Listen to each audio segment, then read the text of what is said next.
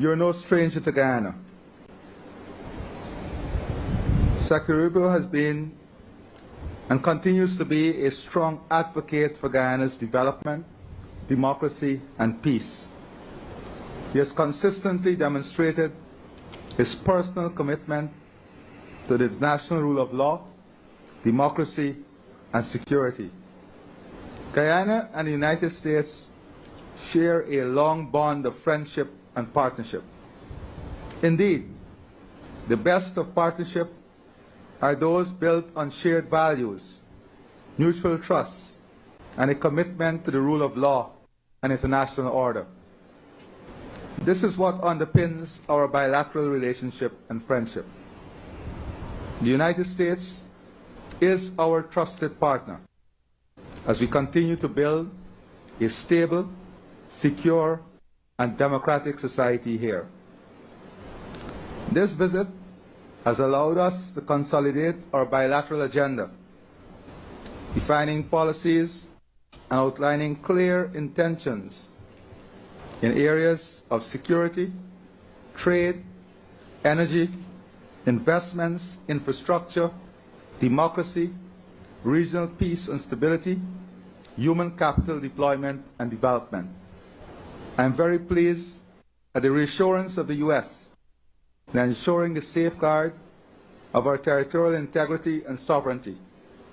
Our partnership and joint commitment to the safeguard of this region from every disruptive force is key to the maintenance of democracy and adherence to the rule of law.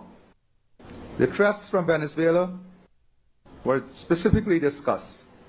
Their blatant violation of the ICJ order and Argyle Declaration were noted.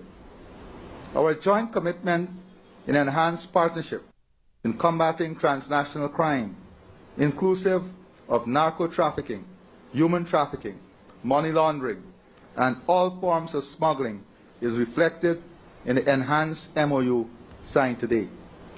We have reassured our partner that we will continue to ensure all international and local labor laws are adhered to in the hiring of regional and international labor. Further, with our expanding healthcare system and critical shortage of human capital, we will explore areas of collaboration in filling existing gaps. We were able to identify key infrastructure that are also critical to regional development as possible areas for investment and development. We have committed to working closely together on the deployment of our energy potential, ensuring greater integration, value creation, and regional energy security, food security, and enhanced trade through joint initiatives to remove hurdles and expand existing areas of interest is key for both countries. I am confident that the outcome of this visit has further aligned our policy agendas, shared commitment and partnership that will see enormous benefits for our two countries and the region. Let me once again thank Secretary Rubio for his personal commitment and that of the U.S. government to Guyana and this region in general. I thank you. Thank you. Thank you, Mr. President. And we've been working together and interacting for some time during my time in the Senate. But I told him I wanted to wait until I was Secretary of State to visit, and so here I am. And I didn't know that was going to happen, but I'm grateful for this visit and for the warm welcome we've received. And it's an exciting time to be here. I think, and to the people of Guyana, thank you for welcoming us. I hope you fully appreciate and understand this is one of the most exciting places in the world to be right now, because you have the opportunity at this moment to transform this country for generations. And we want to be your partner. We want to be your partner in making that possible. We think it's of mutual benefit to see that happen. I get to visit in this job, already have, a number of countries in the 9 weeks. I've only been on the job for 9 weeks, so let the record reflect, after 9 weeks was one of my first visits here that I've taken abroad. But we get to visit a lot of countries, and when you visit, you have some countries, unfortunately, are facing tremendous challenges, and they're just looking to stabilize. Other countries are looking to improve and make progress. This country has an opportunity to transform. And that's rare in the history of nations, to have an opportunity for transformative change. And what I mean by transformative change is not simply oil and gas fields. And that's very important. Natural resources are critical, but that is just the basic ingredient that allows prosperity to happen. One of the topics that's talked about all over the world today is data centers and the digitization of the economies, artificial intelligence. Do you know what you need in order to do that? You need to have really good scientists and engineers and technicians that know how to run it. But the most important thing you need to be a dominant presence in the world in data centers and artificial intelligence is reliable and affordable energy. That's just one example, among many others. You have an opportunity to expand in a responsible way agriculture production, not just for the needs of your population, but for the region. And to do it in a way that safeguards the beauty and the natural environment that's pristine. You have an opportunity to expand in issues of ecotourism. I'm not a big fan of ecotourism. I'm not against ecotourism. I'm not an ecotourist. I like staying at hotels. I'll do it. Maybe I'll go somewhere. But there are people that love this stuff. They love it. And you have an opportunity to do that in an incredibly responsible way. I'm just touching on a few things, but that are opportunities before you. And that shared prosperity for your country that will come as a result of that is transformative. The lives of your children, the lives of your grandchildren, your lives are going to look very different in 5 to 10 years under this leadership and under this vision as it continues. And we just want to be a partner. Why do we want to be a partner? Just to be frank, why does the United States care about? Number one, we care about it because we think it creates a level of stability in the region which we share. Not just stability here, stability for your neighbors, because we believe prosperity can become contagious. Just like instability can become contagious, stability and prosperity can become contagious. It won't just help you, it will help all of your neighboring partners in the Caribbean basin and the region writ large. And we think that ultimately makes life in America safer and more prosperous as well. And so we want to look for every opportunity possible to partner with you. But the basic element of any of this, the basic element of progress and transformation and prosperity is always security.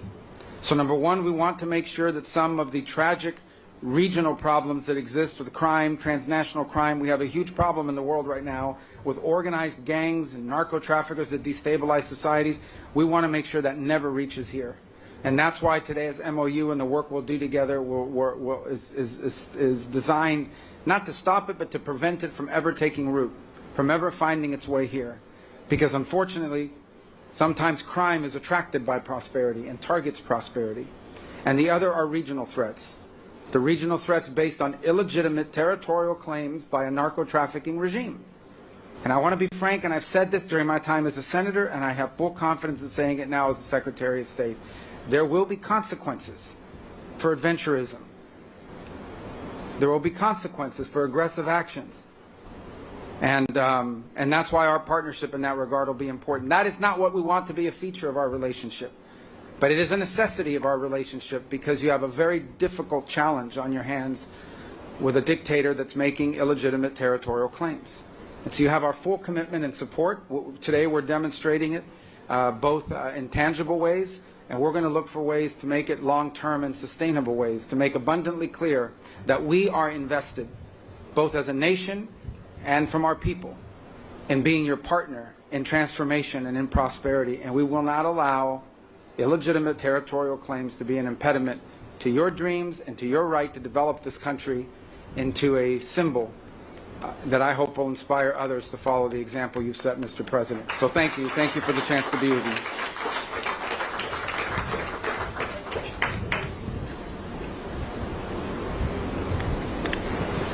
Thank you very much, Excellency and Secretary Rubio. Members of the media, in the interest of time, we will accommodate 4 questions. We will feed 2 questions from the local media and 2 from our visiting media. I recognize Stabrook News from the local media as well as Mr. Campbell from the local media. From the visiting media, okay, you represent. Good, great. And all right, we'll start with Marcel from Stabrook News. Hi. Good afternoon. Good afternoon. Marcel Thomas from the Stabrook News.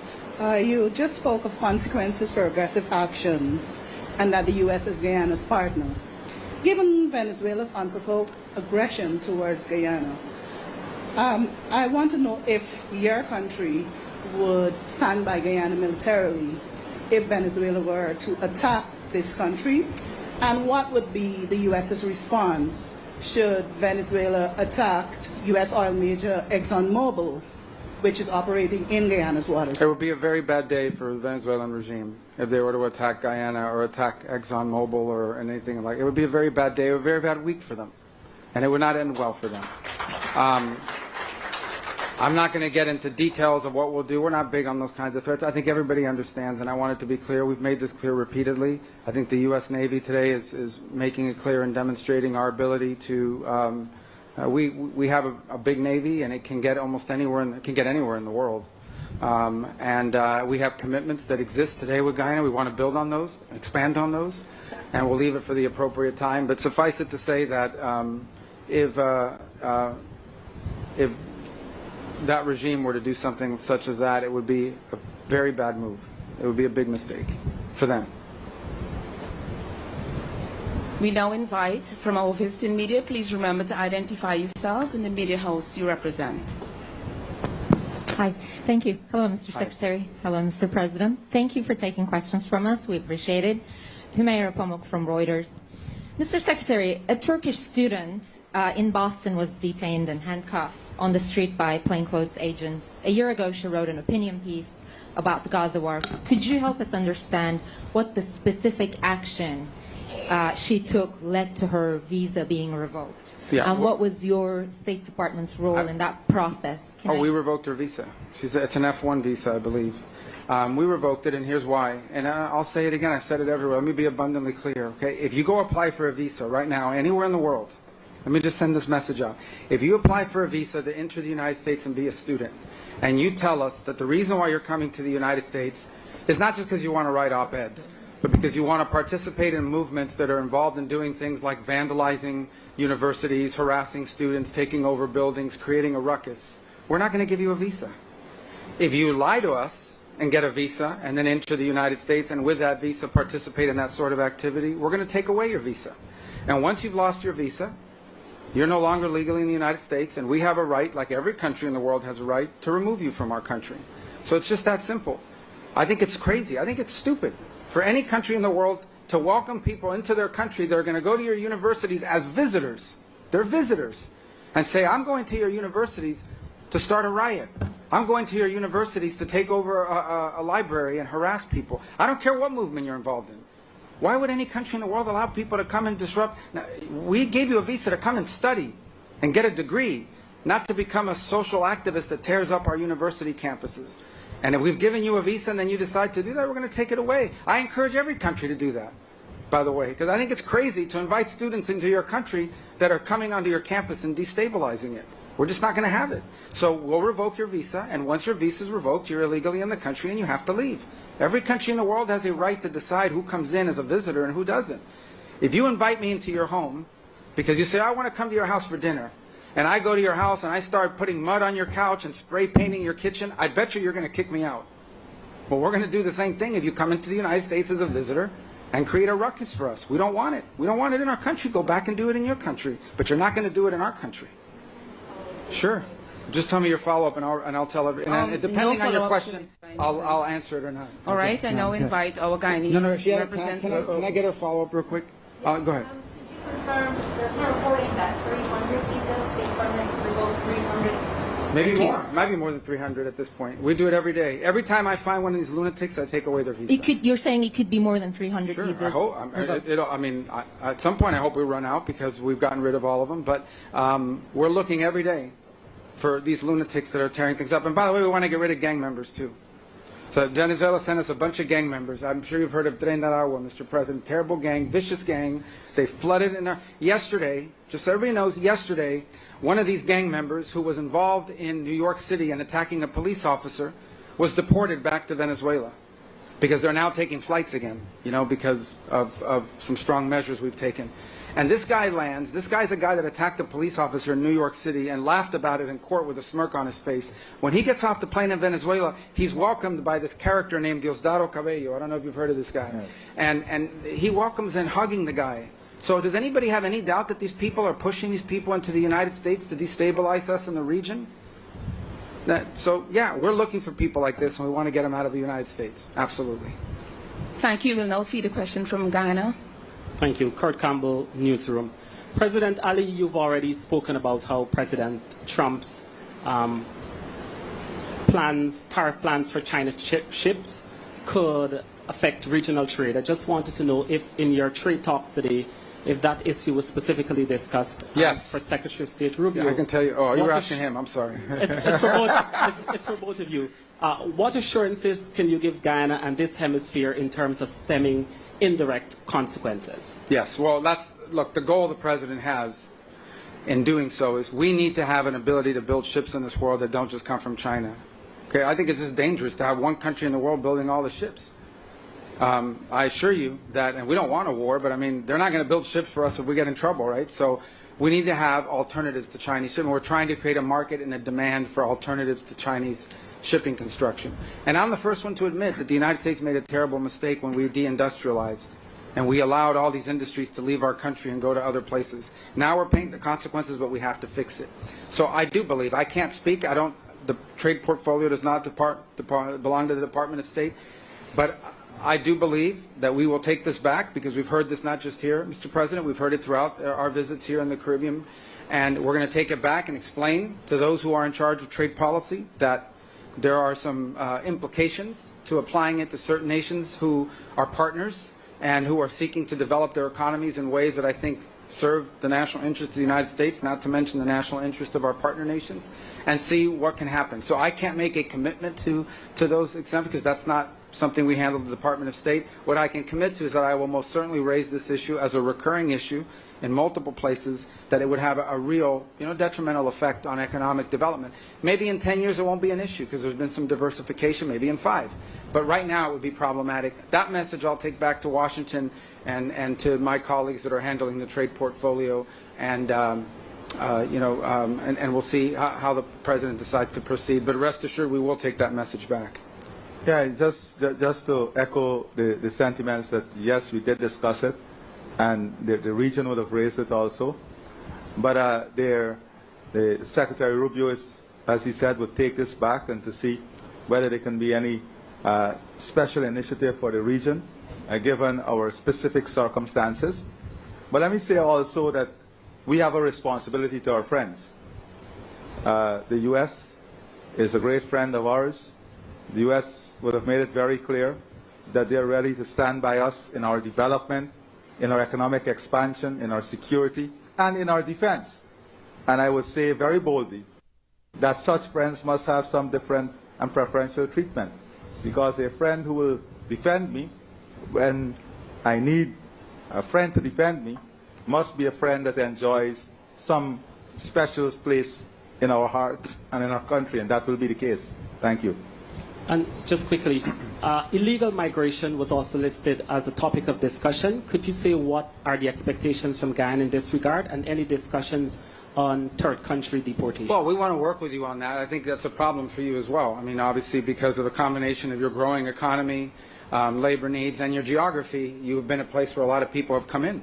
And I think you want it to be the right people, right? So I think if we have information that someone has entered your country who has bad intentions, we want to be able to share that with your government, because you don't want that. You don't want those, if we have information on a Trinidad gang member from Venezuela, we want to make sure that we have collaboration and we're sharing that information. If we have information that some narco trafficker is taking up shop here and has decided to try to turn this into a base of operation, which could lead to violence and warfare here, gang warfare, we want to be able to share that with you. We want to prevent these problems from happening. So from the perspective of Guyana, which is not a source country of migration to the United States per se, illegal migration, but it is a country that receives. Unfortunately, you're getting a lot of people. And not everybody that comes here, I mean, most people are probably here to work hard and so forth, but not everyone. So if we have information that someone is in your country that we know is a bad person, we want to be able to share it with you. We want to be able to share it with you very quickly. So that sort of information sharing, it has to be a cornerstone of this security agreement that we signed today and want to continue to expand upon. We will now feed our final question from our visiting media. Thank Hello. you so much. Hi. Vera Bergen-Gruen with Wall Street Journal. They're very tough. Just walk. Be careful. All right. No. Secretary Rubio, when you and President Bukele, you mentioned Trinidad several times, when you and President Bukele negotiated the deal to transfer the U.S. deportees to his prison in Secot, did you discuss any provisions to ensure that individuals mistakenly identified as gang members would have access to legal recourse, or that they can secure their release if they are wronged? Yeah, we have that list was carefully vetted, provided to us by Homeland Security. We have confidence in it. What we negotiated is the reality that they in El Salvador comply with all the international requirements for imprisonment. So we sent them people. It was a combination of people, gang members, people we knew were involved in activities that were not productive to the United States. All of them removable in terms of our laws, all of them. Every single one of them was someone who was removable from the United States, irrespective, and MS-13 members, many of whom are Salvadoran, that we had identified as MS-13 members that they had helped us identify as well. So it was a combination of people that we sent. And, we may send more. We'll see. I mean, it's up to their willingness to accept, but we're grateful to them for the opportunity to do that. And remember, one of the reasons why we had to send some of those people there is because at the time, Venezuela wasn't taking their people back. The Maduro regime, I say Venezuela, but it's not the Maduro regime, was not taking their people back. They refused to take people back. Their own people. They have an obligation. If you are a country and someone is illegally in another country, you have an obligation to take those people back, whether they're criminals or not. Venezuela said they wouldn't take them back. So we had to find a place to send them, especially the ones that had records, or ones that we had strong suspicions and evidence that were involved in illicit activity. And so we had to send some to El Salvador because of that. Now they've taken them back. And one of them yesterday gets off an airplane, and this narco trafficker Cabello greets him and hugs him on the tarmac. Now, what I heard, ultimately, by the way, is that some of these gang members we sent back were so bad to Venezuela, they were so bad, that after hugging them, maybe not this guy, but I don't know, they had to put 4 or 5 of them back in jail because that's how dangerous these people are, even though they hugged them on the tarmac and put on this show. These are some really bad people. Tren de Aragua is one of the most dangerous gangs the world has ever seen. Okay, when they were held temporarily in Guantanamo while being transferred to Honduras, because that's when the Venezuelans picked some of them up, the Marines at Guantanamo said these are some of the roughest people we've ever interacted with. They were worse than the Al-Qaeda guys that were in their jails. Think about that. So that's who we're getting rid of, and we want to get rid of more of them. Ladies and gentlemen, members of the media, this brings the end to our media conference, and I would like to invite His Excellency and Secretary Rubio for a photo op right on the stage.